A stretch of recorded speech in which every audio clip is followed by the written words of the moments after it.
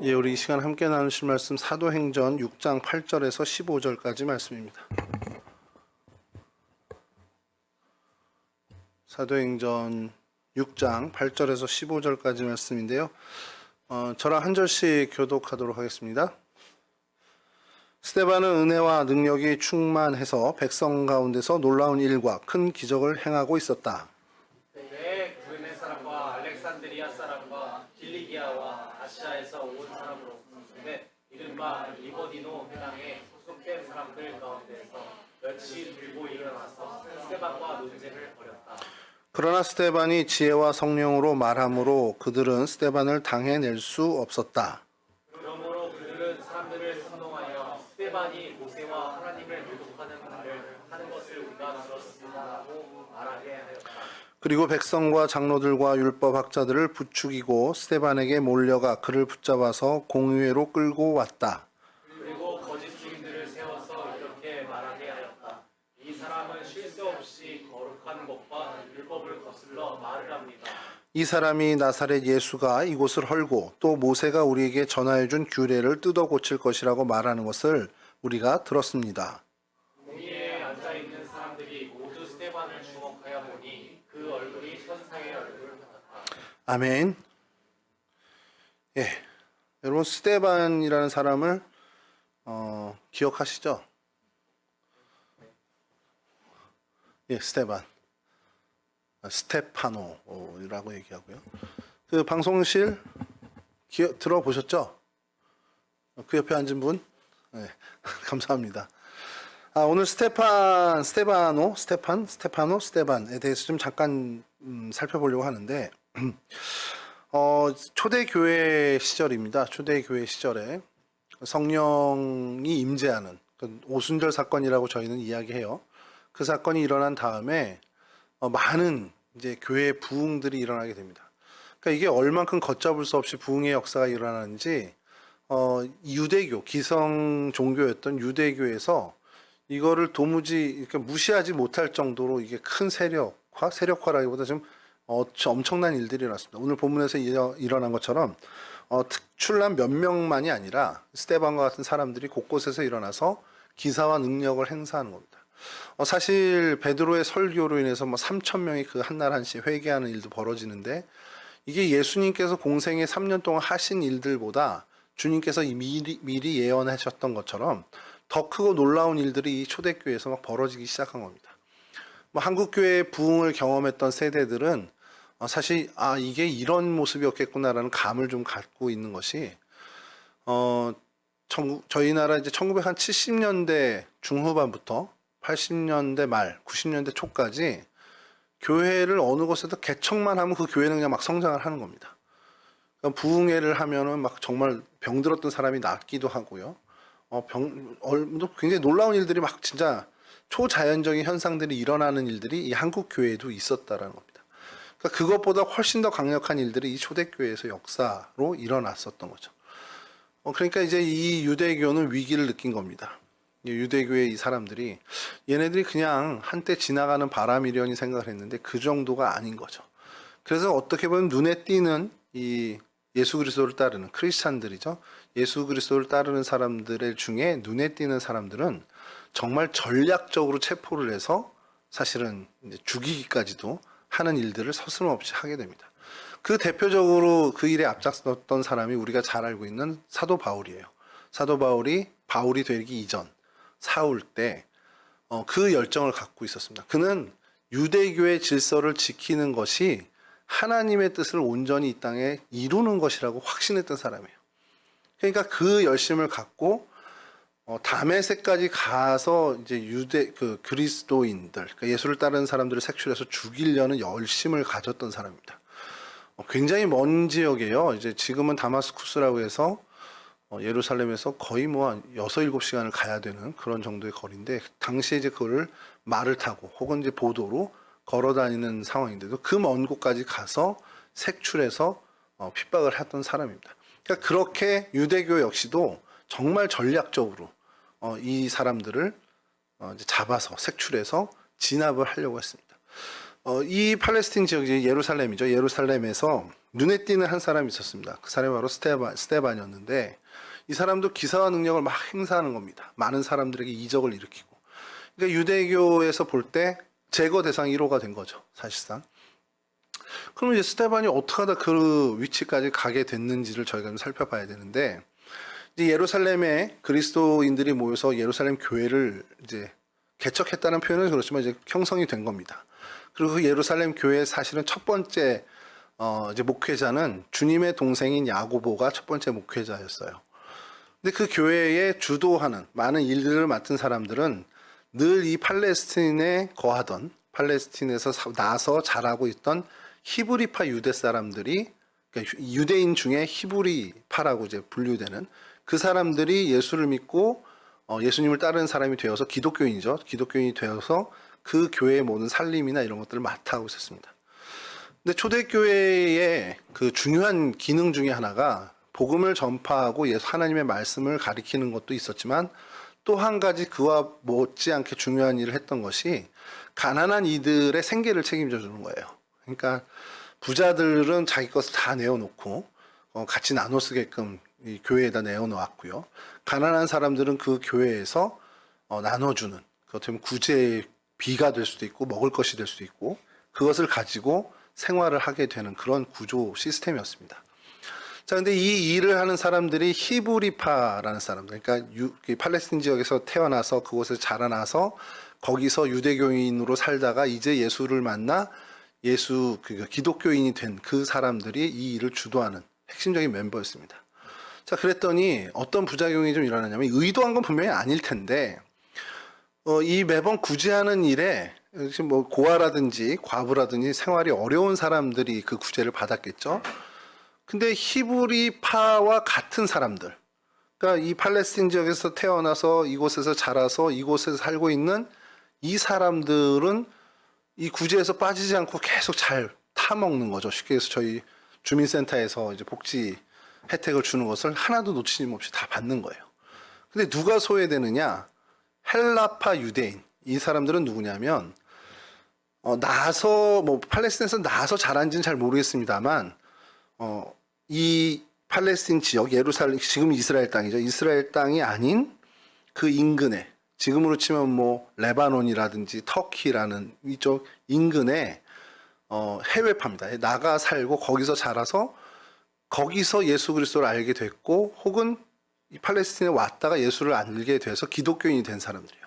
그러니까 우리가 축구 국가대표를 보면 국내파, 해외파 이렇게 나누듯이 그러니까 해외에 좀 그 주요 자기의 삶의 근거를 둔 사람들입니다.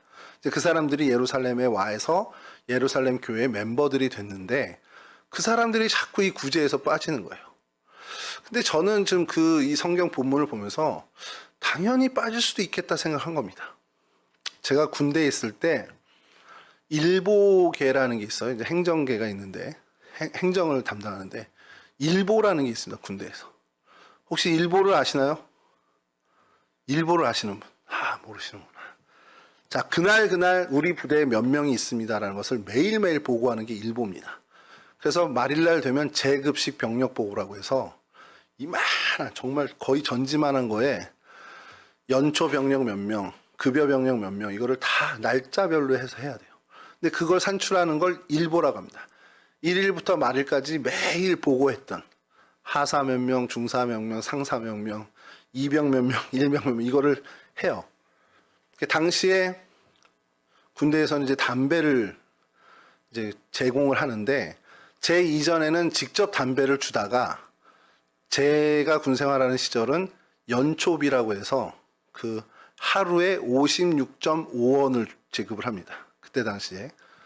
그래서 그거를 이 사람이 여기에 하루 있으면 56.5원을 줘야 돼요. 이틀 있으면 곱하기 2를 해서 주는 거고 30일을 쭉 있었으면 곱하기 30해서 그 사람의 연초비를 수령해서 줘야 되는 겁니다.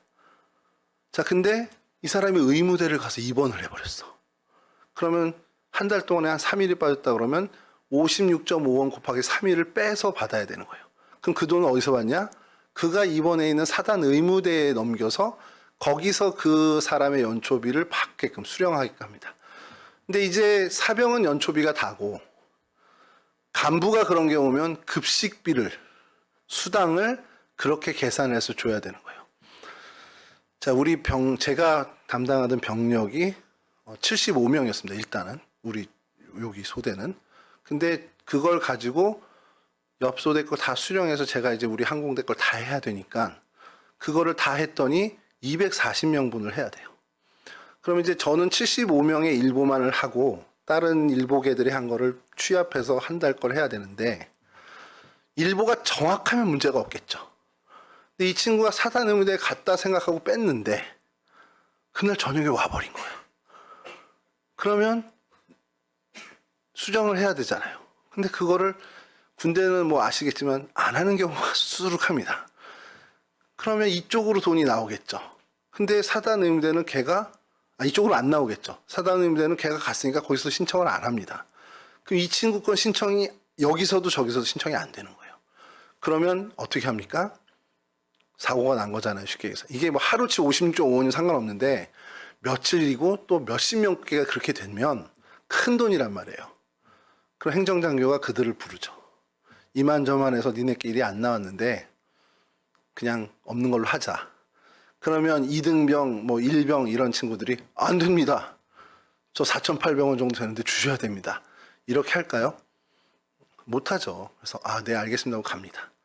그런 일이 벌어지는데 히브리파 유대인, 헬라파 유대인이 있고 삶의 근거지가 해외에 있다 보니까 이 사람들이 여기 와 있는지 혹 자신의 삶의 자리에 가 있는지 모를 때에 준비했던 것이 모자랄 수가 있다는 거예요. 나간 줄 알았는데 와 있네?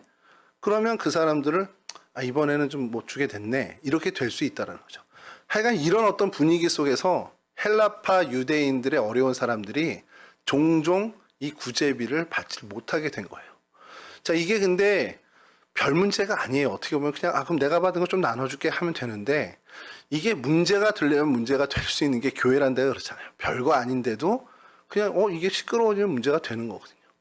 제가 늘 전에도 한번 제 후배 목사님이나 전사님들한테 하는 얘기가 우리 방강일 전사님 와 계신데 제가 방강일 전사님에서 한번 얘기했던 것 같아요.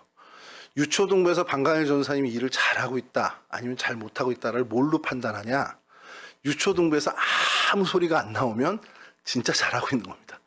칭찬하는 소리가 막 과하게 나오든 별로 이런 어떤 비난의 소리가 조금 나오든 이거는 좋지 않은 거예요. 정말 아무 소리가 하나도 안 나오는 게 제일 베스트입니다. 그러니까 교회란 데가 그래요. 이제 그런 어떤 부분들이 그냥 넘어가면 되는데 이 구제비 문제도 별거 아닌데 그냥 오늘 못 받았으면 세준아 너 오늘 못 받았냐? 내 거 같이 나눠 먹자 이러면 되는 거거든요. 근데 이게 문제가 되려면 문제가 돼버리는 상황이 돼버린 거예요. 자, 그랬더니 이 사도들이 어떻게 했습니까? 해결책을. 뭐 사도행전 읽어본 분들은 기억하겠지만 그러면 말씀 전하는 일, 가르치는 일은 우리가 다 할게. 그러면 이 구제나 행정의 이 부분은 따로 우리가 일꾼을 세워서 그 사람한테 맡기자. 그래서 소위 우리 청년부처럼 회장단을 세우는 겁니다. 그래서 7사람을 세워요. 우리는 이제 7집사로 알고 있는데 사실은 정확히 집사는 아니고요. 그냥 7명을 세우게 됩니다. 그 사람 중에 한 명이 스데반이었고 가장 대표적인 사람이 이 스데반이었어요. 근데 그 7명을 세울 때에 기준이 있었습니다. 뭐가 기준이었냐? 지혜롭고 성령이 충만한 사람을 세운 겁니다. 근데 오늘 우리 보면 알겠지만 10절에도 스데반이 지혜와 성령으로 말함으로 이렇게 표현이 되어 있죠. 그러니까 스데반은 기본적으로 지혜와 성령이 충만한 사람이었다는 거예요. 그렇기 때문에 7사람 중에도 들었고 오늘 본문에서도 그가 지혜와 성령의 충만함으로 말을 한 사람이라는 거죠. 그러니까 스데반 그러면 저희가 제일 먼저 기억해야 되는 것은 초대교회의 첫 번째 순교자도 맞지만 그 전에 이 사람은 성령 충만한 사람이었다는 거예요. 근데 이 성령 충만이 왜 중요하냐? 성경에 계속 우리에게 언급하는 것이 이 성령 충만한 사람들의 이야기를 언급하고 있는 겁니다. 구약 시대든 신약 시대든 하나님의 뜻을 온전히 이루어드리고 하나님께 기쁨을 드렸던 그 사람들은 다 하나같이 성령 충만한 사람들이었다는 거예요. 그러니 이러면 여러분 우리가 어떤 생각을 가져야 되냐? 성령 충만한 사람이 결국 하나님의 일을 맡아 했던 사람들이고 성령 충만한 사람들이 결국 정말 이 교회의 역사들을 이끌어갔던 사람들이라는 겁니다. 그러면 우리도 성령 충만한 사람이 되어야 한다라는 것이죠. 제 친구가 한참 전인데 아이가 어릴 때 그 샴푸를 이제 샤워하다가 샴푸가 없어서 이렇게 펌프하는 샴푸 있잖아요. 그걸 좀 아껴 쓴다고 그걸 따서 물을 좀 채웠대요. 그리고서는 닦고서 이렇게 하면 이제 남은 샴푸가 약간 희석은 되지만 나오잖아요. 아, 그렇게 안 씁니까?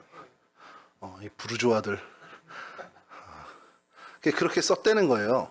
근데 그거를 그 친구 아들이 한 뭐 4-5살 좀 됐을 것 같아. 그때 당시 얘기가. 그거를 이제 계속 보면서 신기한 거죠. 아빠가 샴푸통을 갖고 와서 따더니 물을 담아서 하더라고요. 그러니까 얘가 어떻게 생각을 했냐면, 아, 물을 채우면 되는 거구나. 자, 그리고 얘도 뭐 장난감이 됐던, 그리고 이렇게 하는 뭐가 됐든 물을 채우는 거를 본 거대로 똑같이 따라 하더라는 거예요. 근데 이제 자기가 이제 먹는 간식이었겠죠. 간식통이었는데 다 먹으니까 거기다가 이제 물을 채우고는 먹더니 물이야 이랬다는 거예요. 뭐 야쿠르트 같은 거겠지. 그러니까 그걸 제 친구가 보고는 충격을 받은 거예요. 그러니까 저한테 얘기한 게, 아, 이게 우리 애를 좀 달리 생각해야 되나? 어디 좀 따로 보내야 되나? 이런 생각을 했다는 거야. 그래서 걔가 모자란 게 아니고 네가 정확히 안 가르쳐줘서 그런 거야. 이제 그런 얘기를 한참 웃었는데, 생각해보면 여러분 이게 얘는 그냥 뭐가 모자라면 물을 채우면 그게 되나 보다 생각을 했을 거예요. 어린애니까. 근데 여러분 들어있는 게 나오는 거잖아요. 어느 통이든. 컵을 들고 가는데 컵이 가득 찼어. 조심조심 들고 가는데 넘쳐요. 물을 가득 채웠으면 물이 넘치겠죠. 거기에 콜라를 가득 채웠으면 물이 넘치지 않고 콜라가 넘치겠죠. 결국 뭐냐면 뭔지 모르지만 넘치는 건 그 안에 들어있는 게 넘친다는 거예요. 성령 충만해서 그 충만은 뭐냐면 가득 찼다라는 표현입니다. 그럼 여러분들 우리가 성령 충만한 사람이라면 우리 안에서 뭔가 행동을 하고 우리가 이렇게 할 때 뭔가 넘쳐나는 게 성령의 선한 일들이 넘쳐나겠죠. 성령이 충만하면. 근데 우리의 삶에서 욕심쟁이처럼 보이고 배려 안 하는 사람처럼 보이고 이기적인 사람처럼 보인다면 그 사람 안에 가득 찬 건 그것들이라는 거예요. 욕심이 가득 찼기 때문에 욕심이 넘치는 거고, 그 사람의 뭐 소위 우리 표현으로 싸가지 없다면 싸가지 없는 게 그런 게 충만하기 때문에 그 행동들이 넘쳐나는 거예요.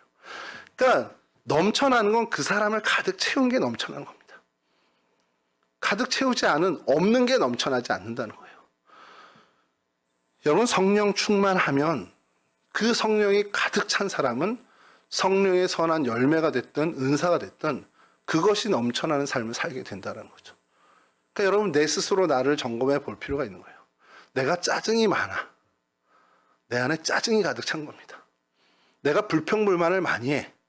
내 안에 불평불만이 가득 찬 사람이라는 거예요. 근데 내가 선한 이야기를 하고 하나님을 찬양하는데 늘 그런다. 그럼 내 안에 선한 것들, 하나님을 찬양하는 마음이 가득 찬 거라는 겁니다. 그러니까 내 삶을 보면서 나를 점검할 수가 있다는 거죠. 그러니까 여러분 우리가 어떤 삶을 선택해야 되냐? 성령 충만한 삶을 선택하고 우리가 살아가는 우리의 삶의 자리에서 내 삶을 통해 성령 하나님이 일하시는 그 충만함이 넘쳐나서 성령의 선한 일들이 나의 삶에서 넘쳐나 내 주변 사람들을 이롭게 하는 그러한 삶을 우리가 꿈꿔야 한다는 겁니다.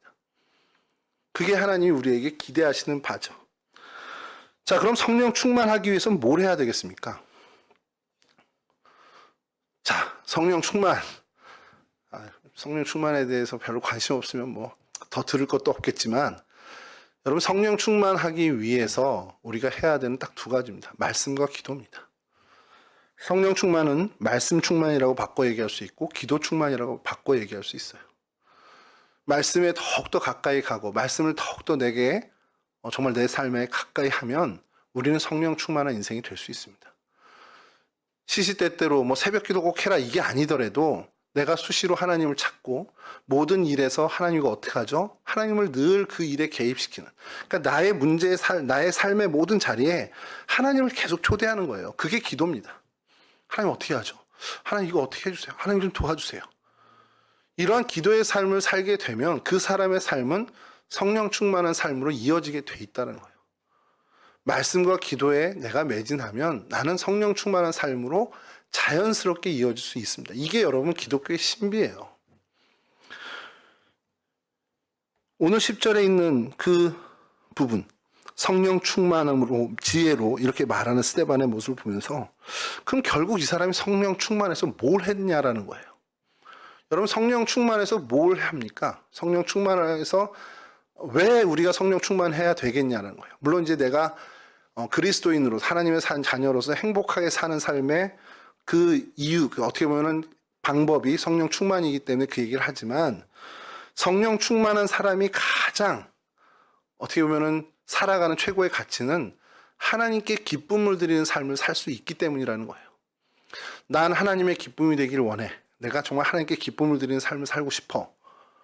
그러면 그 방법은 성령 충만한 삶밖에 없다라는 겁니다. 그러니까 성령 충만한 사람이 되면 하나님의 기쁨을 위해서 살아가는 사람이 된다라는 거예요. 근데 하나님이 뭘 기뻐하십니까?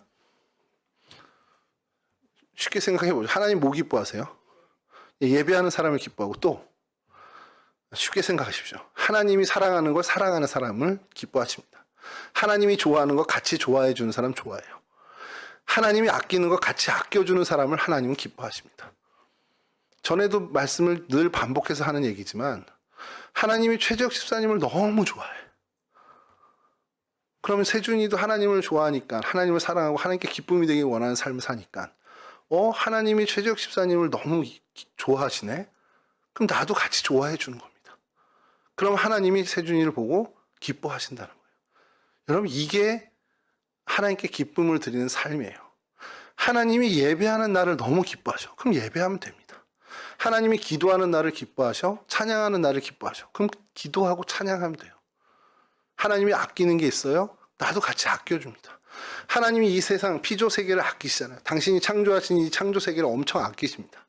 그러니까 우리가 환경 보호하고 이 창조 질서의 세계를 보존하는데 힘을 쏟아야 되는 크리스찬이 돼야 되는 게 하나님이 아끼시는 거니 우리도 아껴야 되는 거예요. 그게 하나님께 기쁨을 드리는 겁니다. 그러니까 요즘 녹색 신학이라고 해서 그 창조 질서의 회복을 위해서 애쓰는 많은 목사님들도 있거든요. 그분들이 당연히 하나님의 기쁨을 위해서 하는 겁니다. 물론 후세를 위해서 지구 환경을 위해서 하는 거지만 사실 그 근본은 하나님께 기쁨을 드리는 거라는 거죠. 여러분들이 재활용 분리수거 잘하고 쓰레기 줄이는데 힘쓰고 탄소 배출을 줄이려고 애쓰는 거 당연히 우리가 이 멸망하는 지구를 방지하기 위해서 하는 것일 수도 있지만 사실 크리스찬이라면 마땅히 해야 되는 부분이라는 거예요. 왜냐하면 하나님이 아끼는 이 지구별 이걸 나도 아끼는 그런 모습이기 때문에 그렇다는 거죠. 근데 이 일을 할 수 있는 힘이 되는 원동력이 뭐냐? 성령 충만이라는 겁니다. 근데 이 성령 충만이 되면 하나님께 기쁨을 드리는 삶을 살지만 또 한 가지 유익한 게 우리에게 유익한 것이 오늘 성경 6절에 있는 것처럼 지혜로운 사람이 되더라는 겁니다. 지혜가 뭐죠? 지식과 지혜는 분명히 다르죠. 지혜가 뭡니까? 지혜는 내가 가진 지식들, 경험들, 내 능력을 적재적소에 발휘하는 거예요. 여기에 힘을 들여야 되면 힘을 들이고 여기서 이 재능을 빼야 되면 빼고 여기는 이 재능이 필요하겠구나. 이러한 경험이 필요하겠구나. 그러면 그 경험을 적용하고 이게 지혜라는 겁니다. 그 적재적소가 사실 지혜입니다. 적재적소에 알맞는 것을 적용할 수 있는 능력이 바로 지혜라는 거죠. 지혜는요, 지혜로운 사람이 하나님께 기쁨을 드린다. 이거는 사실 그렇게 크게 연관되진 않아요. 근데 지혜로운 사람은 많은 사람들을 유익하게 하는 삶을 살 수는 있어요. 그리고 내게 큰 행복을 가져다 주는 삶을 살 수 있습니다. 지혜로운 사람 옆에는 늘 그 사람으로 인해서 기쁨을 얻는 사람들이 주변에 머물게 됩니다. 한 사람의 지혜로움으로 인해서 그 공동체가 평화와 기쁨을 얻게 되고 행복까지도 얻게 되는 일들이 있어요. 그래서 성령 충만한 사람은 하나님께 기쁨을 드리는 삶을 살 뿐만 아니라 내 주변의 생명들을 이롭게 하고 유익하게 하는 삶을 더불어 살게 됩니다. 그 핵심이 바로 성령 충만이고 그 성령 충만을 얻기 위해서 우리가 할 수 있는 것은 말씀과 기도라는 거예요. 여러분의 청년 시절에 이 말씀에 대해서 그리고 기도의 삶에 대해서 좀 진지한 고민이 있고 진지하게 이것을 한번 여러분의 것으로 삼았으면 좋겠습니다. 여러분 젊음의 때에 할 거 많은 거 알아요. 뭐 토익 점수도 올려놔야 되고 뭐 여러 자격증도 생각해야 되고 또 뭐 학교 과제도 많고 또 직장을 다니는 청년들은 업무가 뭐 어마어마하잖아요. 그런데도 그 와중에 시간을 내고 어떻게든 삐짓고 들어가 그 자리에서 하나님의 말씀을 가까이 하고 하나님께 기도하는 시간을 확보하는 것이 여러분 청년 때에 굉장히 큰 여러분의 미래를 위해서 아니 현실과 미래를 위해서 여러분들에게 정말 유익한 어떻게 보면 가장 중요한 일 중에 하나라는 겁니다. 잠깐 돈벌이를 못 할 수 있어요. 그러니까 좀 남보다 덜 할 수 있습니다. 남보다 좀 덜 좋은 학교 갈 수 있고 남보다 덜 성적이 덜 나올 수도 있어요. 그런데 말씀과 기도로 인해서 지혜로운 사람이 되고 성령 충만한 사람이 된다면 여러분 그 인생은 오히려 다른 것으로 많은 것을 얻은 세상의 것을 많이 얻은 인생보다 훨씬 더 행복하고 복된 인생이 되더라는 겁니다. 여러분이 이와 같은 정말 하나님의 그 기쁨이 되고 많은 사람들에게 유익을 주는 인생이 되었으면 좋겠어요. 그리고 여러분 이 모든 것이요 사실은 예수님을 닮아가는 모습입니다. 예수님이 이 땅에 오셔서 하신 일, 뭐 십자가 사역, 구원, 뭐 이런 여러 가지 많잖아요. 뭐 제사장으로서, 왕으로서, 선지자로서 사역을 했다. 뭐 이거 다 합하면 뭐가 됩니까? 하나님이 원하시는 일을 해서 하나님께 기쁨이 된 그 사역을 하셨다는 겁니다. 하나님이 정말로 하나님이 바라셨던 게 있어요. 하나님이 인간을 창조하시고 아담 이후에 아담이 범죄한 이후에 하나님이 바라던 게 하나 있습니다. 인간의 회복이에요. 하나님과의 관계, 하나님과 다시 맺어지는. 그러니까 하나님의 사람으로 다시금 이 인류가 하나님의 백성으로 다시 오는 그거를 원하셨어요. 근데 죄 때문에 그게 안 돼. 그 문제를 해결하신 분이 바로 주님입니다. 하나님이 가장 원하는 것을 소위 한 방에 해결해 주신 분이 예수 그리스도예요. 그러니까 예수님은 뭐 때문에 이 땅에 오셨냐? 하나님의 기쁨 때문에 오신 거예요. 하나님께 기쁨을 드리고자 그 십자가를 짊어지신 겁니다. 그러니까 하나님께 기쁨을 드리는 삶은요, 바로 예수 그리스도를 닮아가는 삶입니다. 예수를 따르는 삶, 우리가 막 교회에서 많은 얘기들 하잖아요. 그리스도를 닮아가고 그리스도를 따르고 뭐 여러 표현들이 있는데 결국 그게 뭐냐? 하나님께 기쁨을 드리는 삶이었다는 거예요. 그러니까 하나님께 기쁨을 드리는 삶이야말로 예수 그리스도를 가장 닮아가는 삶이라는 겁니다. 여러분과 저희의 소망이, 우리의 소망이 예수를 닮아가는 것, 즉 하나님께 기쁨을 드리는 삶을 사는 것, 이것이 되었으면 좋겠습니다. 그러기 위해 성령 충만은 필수입니다. 성령 충만한 사람이 되어야 예수를 닮아가고 하나님께 기쁨을 드리는 삶을 살 수 있습니다. 그럼 성령 충만하기 위해서 뭘 해야 되냐? 말씀과 기도 생활에 최선을 다해야 된다는 것이죠. 어떻게든 확보해야 한다는 것이죠. 바빠도 힘들어도 어려워도 이 말씀과 기도를 놓치지 않았으면 좋겠습니다. 이와 같은 정말 하나님을 위한, 정말 하나님께 기쁨을 드리는 삶을 살기 위해 정말 최선을 다해 말씀과 기도에 전념하는 저와 여러분, 우리 동성교회 청년부원 모두가 되실 수 있기를 주님의 이름으로 간절히 축원합니다.